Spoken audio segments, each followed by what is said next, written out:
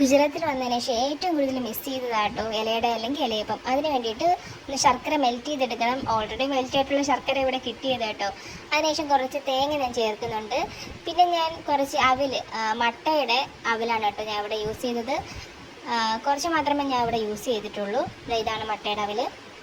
അതിനുശേഷം നമുക്ക് ആവശ്യമായ അരിപ്പൊടി എടുത്തതിന് ശേഷം ആവശ്യത്തിന് വെള്ളം ഒഴിച്ചിട്ട് നന്നായിട്ട് കുഴച്ചെടുത്ത് ഈ ഒരു പരുവത്തിന് കിട്ടുന്ന രീതി കുഴച്ചെടുത്തതിന് ശേഷം വാഴയിലയിൽ ഇതുപോലെ ചെറിയ ചെറിയ ബൗൾസാക്കി വെച്ചതിന് ശേഷം നന്നായിട്ടൊന്ന് പരത്തിയെടുക്കുക.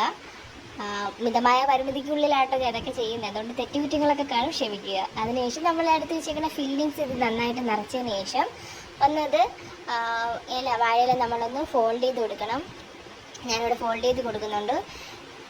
നന്നായിട്ട് ഫോൾഡ് ചെയ്ത് കൊടുത്തതിന് ശേഷം ഞാനിവിടെ 2-3 എണ്ണം ഷുഗർ ഉപയോഗിച്ചു. നേരത്തെ ജാഗരി ആണെങ്കിൽ ഇവിടെ ഞാൻ 2-3 എണ്ണം ഷുഗർ ഉപയോഗിച്ചും. കുറച്ച് മാത്രമേ ഷുഗർ ആഡ് ചെയ്യുന്നുള്ളൂ. നിങ്ങൾക്ക് ഇഷ്ടമായ രീതിയിൽ അളവ് ചേർക്കാവുന്നതാണ്.